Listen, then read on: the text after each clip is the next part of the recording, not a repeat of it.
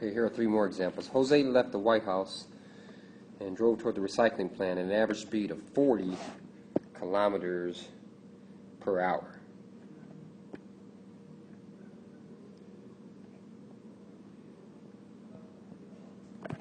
Rob left sometime later, driving in the same direction at an average speed of 48 kilometers per hour.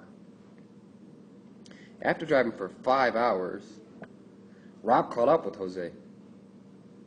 How long did Jose drive before Rob caught up?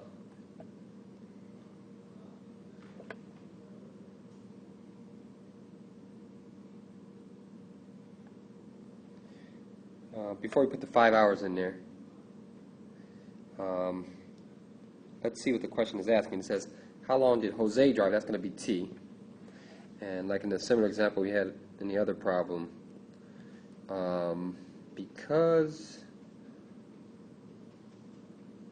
we don't know what time afterwards.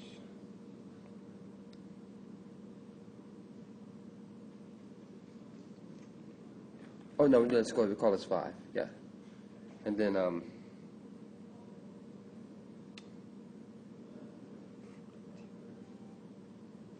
this is 40t for the distance on Jose. 48 times 5 is 240. And yeah, they caught up again, so they should be equal. 40t should equal 240. Sorry about the confusion there. So yeah, so it's t equals 6. And 6 what? 6 hours.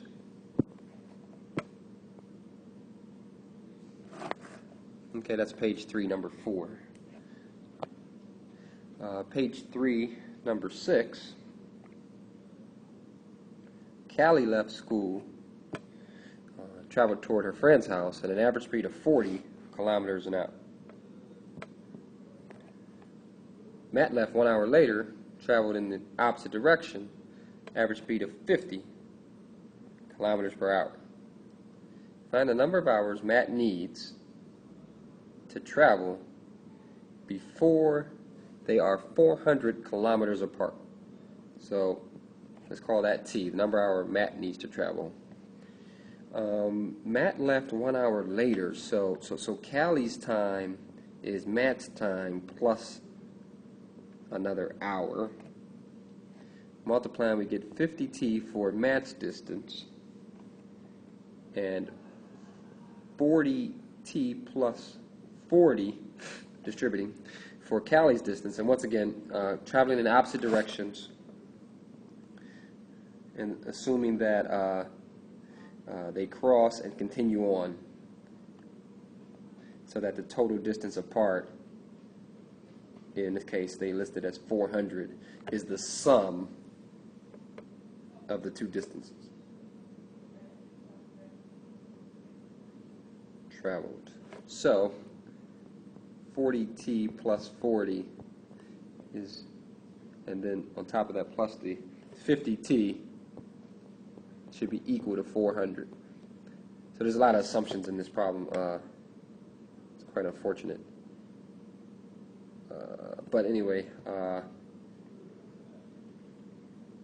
yeah, so we have 90t plus 90. 90t plus 40 is 400, or that 90t is 360. So t is equal to 4.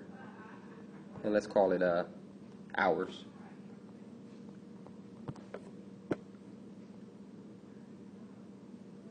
We have to assume that they've crossed. We have to assume that again,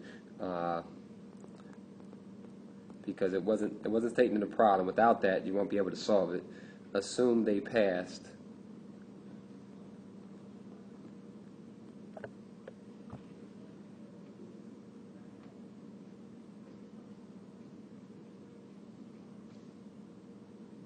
And I guess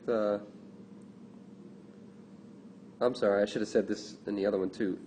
I guess, no, we need to assume that they left from the same point.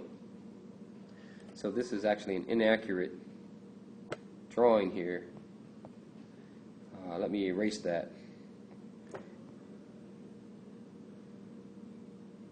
Inaccurate to the perception of the problem. They left from the same point, traveling in opposite directions. That's why the sum of their distances is 400. So in the other video, I made the same mistake. Sorry about that. Okay, great.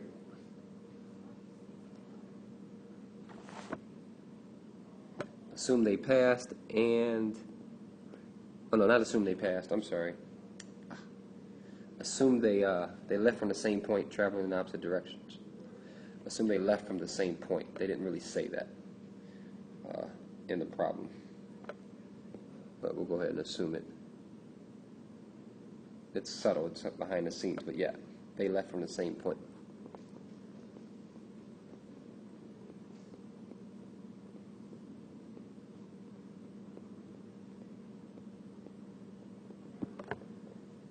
Okay, great. And then finally, Ryan left the Science Museum and drove south. Gabriella left 3 hours later, driving faster in an effort to catch up to him.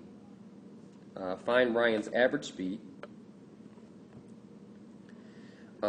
Gabriella was driving 42 kilometers per hour faster. So take what Ryan was doing and add 42.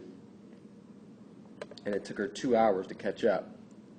Now, Ryan left, Gabriella left 3 hours after Ryan, so Ryan's been traveling for 5 hours, and 5R is 2R plus 84. And catching up again means they are equal. 5R equals 2R plus 84, so that 3R is 84. And when we divide by 3, we get that R is 28. Units, kilometers per hour.